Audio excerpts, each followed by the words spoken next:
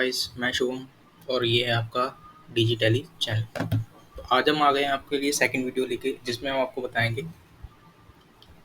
कि जो company creation हमने करी थी उसमें किस तरह की हमें ऑल्टर करना हो, किस तरह का चेंज करना हो, सेट कैसे करते हैं और बाकी सारी चीज़ें।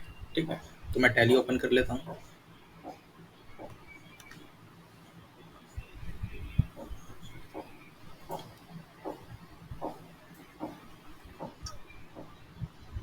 ये मेरा टैली ओपन हो गया। मैंने कल भी बताया था कि हमें किस में कंटिन्यू करना है, एजुकेशन मोड में। ठीक है, तो मेरी कंपनी बनी हुई है, हम एक न्यू कंपनी बनाएंगे। न्यू कंपनी बनाने के लिए सेम वही कंपनी मेन्यू पे जाके क्लिक करेंगे या फिर एक मैंने शॉर्टकट की बताई थी, ऑल्ट प्लस के। ठीक है, वही मेन्यू ओपन हो जाएगा और एंटर करके क्रिएट करेंगे। कंपनी नेम में लिख देते हैं जो भी हमारी कंपनी का नेम है। ठीक है, मेलिंग मेलिंग नेम, एड्रेस जो भी है आपका, स्टेट। ठीक है, ये डिटेल्स नहीं फिल करा हम बार बार, और छोड़ कंट्रोल ए करके सेव।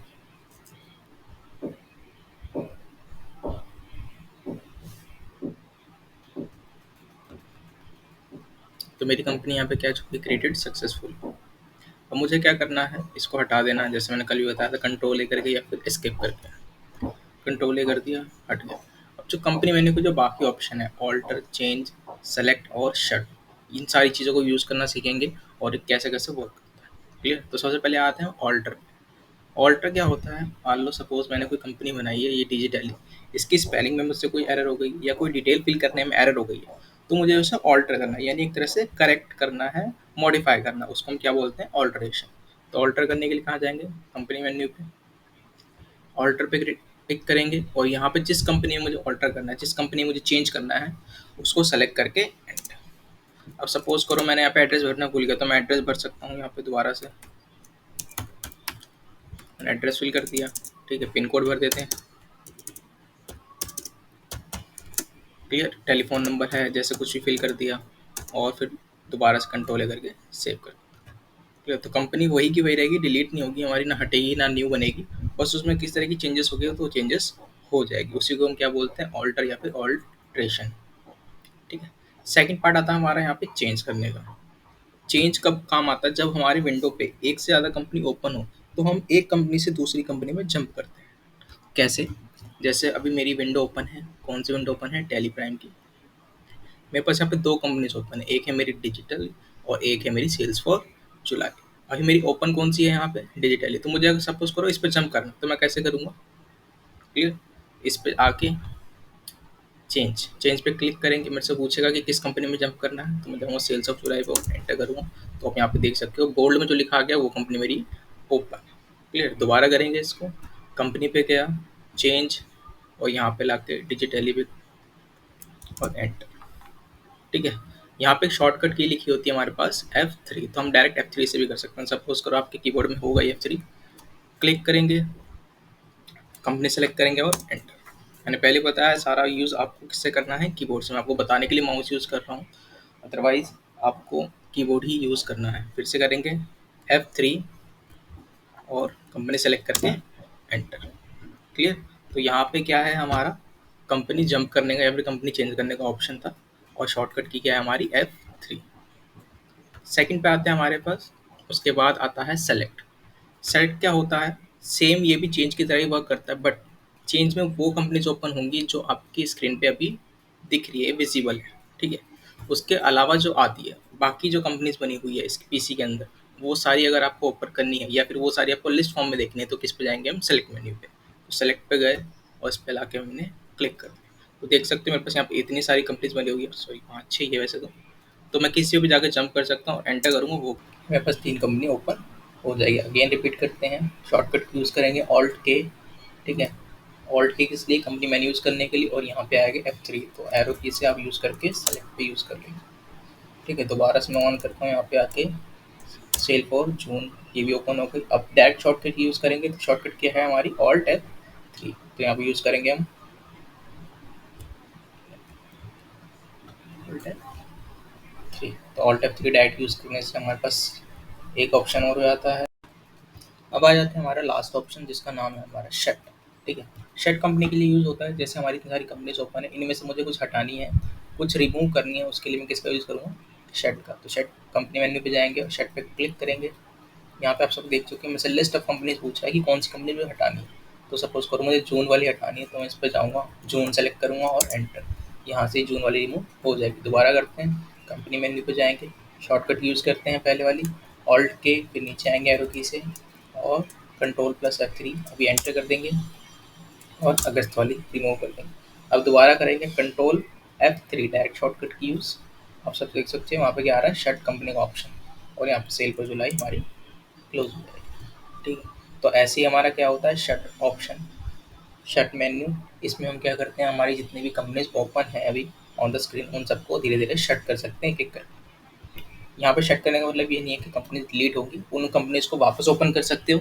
कैसे ओपन कर सकते हैं, ऑल्ट F3, जैसे मैंने बताया आपको, ऑल्ट F3 करा, सेलेक्ट कंपनी आके, और जौन सी कंपनी मुझे ओपन करनी है उस पर जाऊँगा और एंटर कर दूंगा, दोबारा से वो कंपनी ओपन हो जाए। क्लियर। हाँ, तो कंपनी बनाना, उसको ऑल्टर करना, चेंज करना, सेलेक्ट करना, शट करना, ये सारी चीज़ आपने सीख ली। अब सीखते हैं कि कंपनीज को डिलीट कैसे करते हैं।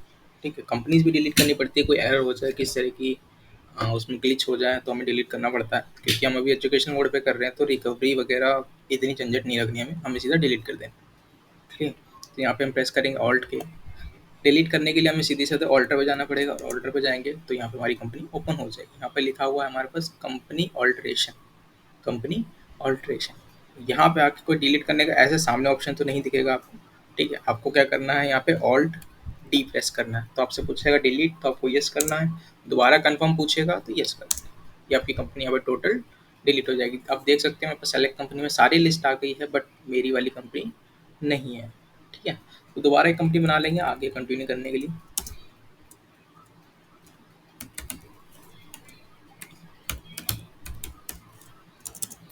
स्टेट लेंगे और बाकी आपकी मर्जी है, भरना भरो, बाकी छोड़ दो।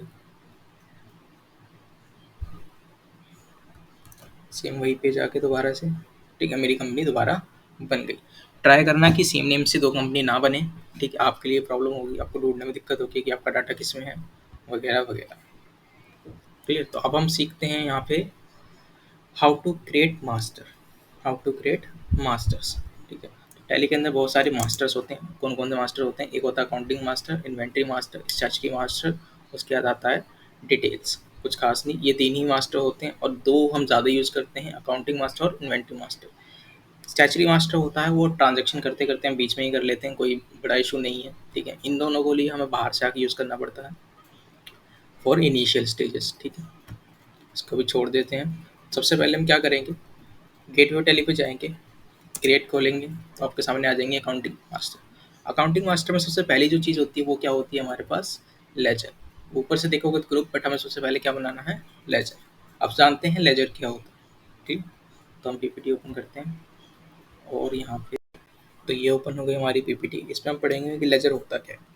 ठीक है, तो यहाँ आपके सामने डेफिनेशन गिवन है, a ledger is a actual account head to which you identify an transaction. किसी भी ट्रांजेक्शन को आइडेंटिफाई करने के लिए आप उसको एक नेम देते हैं और एक हेड देते हैं, उसको ही क्या बोला जाता है, लेजर। टैली के अंदर आप जब भी कोई ट्रांजेक्शन पास करोगे तो आप बिना लेजर बनाए पास नहीं कर सकते। सॉरी, जब भी आपको ट्रांजेक्शन पास करोगे तो उसके अंदर आपको लेजर बनाना ज़रूरी है, और वही लेजर डिसाइड करते हैं कि ये कौन सा हेड है, कौन से कैटेगरी में जाएगा। क्लियर। सपोज अगर मैं सिंपल लैंग्वेज बोलूँ तो अकाउंटिंग के अंदर किसी भी चीज़ को एक नाम देना वो क्या कहलाता है, लेजर। क्लियर। तो और लेजर बनाते कैसे हैं मैंने बता दिया आपको। सबसे पहले go to gateway of Tally, फिर आता है accounting master, then create, then ledger. यहाँ पे स्टेप्स, यहाँ पे पिक्चर वाइज भी गिवन है, और उसके बाद यूज़ करेंगे इसको टैली में। तो स्टार्ट करते हैं अपना लेजर क्रिएट करना। ठीक है, तो सबसे पहले क्या करेंगे, एंटर करेंगे लेजर पे। दोबारा बता देता हूँ कहाँ से ओपन करना है, गेटवे टैली पे जाके क्रिएट। क्लियर। मैंने कल जो क्रिएट बताया था ये कंपनी क्रिएशन का था, हम अब करेंगे मास्टर क्रिएशन। तो क्रिएट पे जाके एंटर करेंगे और सबसे पहले हमें क्या बनाना है, लेजर। एंटर करेंगे, सबसे पहले हमसे पूछेगा लेजर नेम। तो लेजर का नेम मैंने बताया आपको क्या करना है, किसी भी चीज़ को नेम देना हो। सपोज करो मैं कोई मशीनरी खरीद रहा हूँ या कोई लैंड खरीद रहा हूँ, तो वो एक नेम हो गया, तो मैं यहाँ पे टाइप करूँगा लैंड। क्लियर। उसके बाद आता है एलिस। एलिस एक तरह से निकनेम कह सकते हो, आप कोड वर्ड कह सकते हो, और जिससे एक लेटर टाइप करते ही पूरा नाम आ जाए, उसके अलावा कुछ नहीं।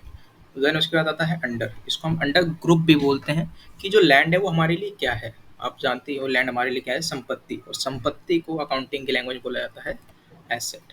अब यहाँ पे एसेट में देखोगे तो आपके सामने कुछ एसेट टाइप आ जाएंगी, current asset, deposits, fix asset, loan and advance and miscellaneous. ये सारी चीज़ें क्या है हमारी एसेट। तो लैंड जो है हमारी एक फिक्स एसेट का पार्ट है। ये सब मैं आपको बता दूंगा कि कौन सी चीज़ क्या, वर्ड का मतलब क्या होता है, मैं आपको सारी डिटेल्स में बता दूंगा और एंटर कर दूंगा। ठीक है, अगर हम परचेज कर रहे हैं तो ये सारी डिटेल्स रखनी है आपको। जीएसटी डिटेल्स हो गई, उस पर कौन सा टैक्स लगा है, कहाँ से खरीदी है, नेम रखना हो, किस पार्टी से खरीदी, एटसेट्रा एटसेट्रा, बाकी कुछ भी नहीं। उसके बाद एंटर एंटर करेंगे। ठीक है, ओपनिंग बैलेंस यहाँ पे आएगा हमारे सामने, ओपनिंग बैलेंस। ओपनिंग बैलेंस की वो लैंड कितने की है अभी हमारे पास, सपोज करो 50,000 की है। ठीक है, एंटर करेंगे और यहाँ पे सेव। क्लियर, ये हो गई हमारे सामने ओपनिंग, और इसको हटा दें। ये क्या बन गया मेरा एक तरह से लेजर। अब मैं आपको बताऊंगा कि एक्चुअल लेजर बनाता कैसे। ठीक है, लेजर का सबसे पहले जो पार्ट बनता है वो एक बैलेंस शीट से बनता है। बैलेंस शीट हमारी एक तरह से फाइनेंशियल स्टेटमेंट होती है, जो हमारी बिजनेस की फाइनेंशियल पोजीशन बताती है कि हमारा बिजनेस लॉस में चल रहा है या फिर प्रॉफिट में चल रहा है। तो सबसे पहले मैं आपके सामने स्क्रीन पे एक बैलेंस शीट दूंगा। ठीक है, उसमें टर्म्स हैं वो समझाऊंगा, और उसके बाद आपको सारी चीज़ें बताऊंगा। तो जो सबसे पहली टर्म आती है वो होती है हमारी। सबसे पहले तो बता दूं आपको कि बैलेंस शीट में दो साइड्स होती हैं, एक होती है लायबिलिटी, एक होती है एसेट्स। क्लियर। तो एसेट वाली साइड पे क्या क्या आता है हमारे पास, एसेट वाली साइड पे आती है हमारी एसेट्स। जितनी भी हमारी एसेट्स हैं, एसेट्स क्या होती हैं, वो संपत्ति जो आज नहीं तो कल हमें या तो कैश में कन्वर्ट कर देगी, या तो हमारे पास डायरेक्टली कैश में पड़ी है। सपोज करो कैश और बैंक, ये क्या है हमारे पास डायरेक्टली कैश है, लिक्विड कैश है और इन हैंड कैश है। इनको हम क्या बोलेंगे, करंट एसेट। और जो थोड़े टाइम बाद मिलेगी उनको हम बोलते हैं नॉन करेंट एसेट या फिर लॉन्ग टर्म एसेट। उसके अलावा एक वर्ड होता है फिक्स एसेट। फिक्स एसेट वो एसेट्स होती हैं जिनको हम तुरंत बेच के पैसा नहीं ला सकते, जिसमें थोड़ा टाइम लगेगा। और करंट एसेट वो एसेट होती है जिसको हम तुरंत बेच सकते हैं और तुरंत उसको कैश में कन्वर्ट कर सकते हैं। सपोज करो मेरी भी कोई शॉप है, मेरे पास कोई सामान पड़ा हो शॉप का, तो मैं उसे बेचने के लिए जो भी सामान यूज़ कर रहा हूँ वो क्या है, मेरी करंट एसेट। और वो इसी शॉप में अगर मेरे पास कोई एसी रखा हुआ है, वो शॉप मेरी है, उस शॉप में फर्नीचर है, वो मेरे लिए क्या है, फिक्स एसेट, क्योंकि मैं वो तुरंत नहीं बेचूंगा, उसको मैं अपने बिजनेस में यूज़ करूँगा। समझ में आया। उसके बाद जो हमारे पास आती है लोन एडवांस। जब भी हम किसी को एडवांस देते हैं वो हमारे लिए क्या बन जाती है, संपत्ति। अब हमने किसी को एडवांस दे दिया, या तो वो मुझे एडवांस वापस करेगा या तो मेरे लिए उसके बदले कोई सर्विस देगा, तो वो मेरे लिए क्या है, संपत्ति। कैश और बैंक मैंने आपको बता ही दिया। इसके अलावा एक टर्म और होती है जिसको हम बोलते हैं डेटर्स। डेटर्स क्या होती हैं, जिनसे हमें पैसे लेने होते हैं। सपोज करो मैंने किसी को क्रेडिट में यानी उधारी में कुछ बेचा है, मैं उनसे पैसे लूँगा, तो वो मेरे लिए क्या बन जाते हैं, डेटर। और वो मुझे आज नहीं तो कल पैसे देंगे ही देंगे, लेके चले तो नहीं जाएंगे, तो इसलिए मेरे वो करंट एसेट का पार्ट बन जाते हैं और उनको बोला जाता है डेटर्स। क्लियर। तो एसेट वाली साइड इतना ही। उसके बाद आता है दूसरी साइड, वो तुम्हारी लाइबिलिटी। लाइबिलिटी में सबसे ऊपर आता है हमारे पास कैपिटल। जो भी बिजनेस के अंदर पैसा लगाया गया है वो सारी बिजनेस के लिए क्या है, एक लाइबिलिटी। लाइबिलिटी का मतलब क्या होता है, कर्जा। ठीक है, उसके लिए क्या है, कर्जा, क्योंकि आज नहीं तो कल उसको सारा का सारा पैसा ओनर को लौटाना है, और नहीं लौटाएगा तो उसके ऊपर उसको देना पड़ता है इंटरेस्ट यानी ब्याज। देन उसके बाद आता है लोन्स। लोन्स हमारे पास दो टाइप के होते हैं, एक होता है सिक्योर लोन और एक होता है अनसिक्योर लोन। सिक्योर लोन वो लोन होता है जब भी हम किसी बैंक से लेते हैं या किसी फाइनेंशियल यूनिट से लेते हैं, उसको क्या बोला जाता है, सिक्योर्ड लोन। और जब हम किसी बाहर की पार्टी से यानी थर्ड पार्टी से पैसे ले लेते हैं, सपोज करो अपने फ्रेंड से, फैमिली से, तो उसको क्या बोला जाता है, अनसिक्योर्ड लोन। देन हमारे पास आती है करंट लाइबिलिटी। करंट लाइबिलिटी क्या होगी, जो पैसा हमें जल्दी से जल्दी यानी एक साल के अंदर अंदर चुकाना, उसको हम बोलते हैं करंट लाइबिलिटी। जैसे कि पिछले साल का रेंट था बचा हुआ, वो मुझे चुकाना। ठीक है, उसको हम क्या बोलेंगे, करंट लाइबिलिटी। उसके आता है बैंक ओवरड्राफ्ट।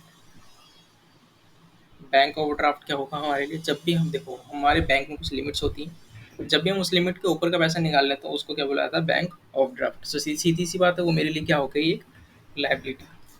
देन हमारे लिए आता है क्रेडिटर।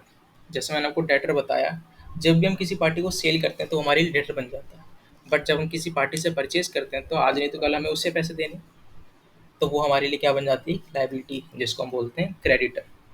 देन उसके बाद आता है हमारे पास आउटस्टैंडिंग एक्सपेंस। जो भी पिछले साल का एक्सपेंस था और मैंने अभी तक पे नहीं करा, उसको बोला जाता है आउटस्टैंडिंग एक्सपेंस। ठीक है, तो ये हमारी करंट लाइबिलिटी का पार्ट होता है। ये सारी चीज़ें हैं, आपको स्क्रीन पर दिख जाएगा, और सेम आपको वैसी की वैसी बैलेंस शीट बनानी।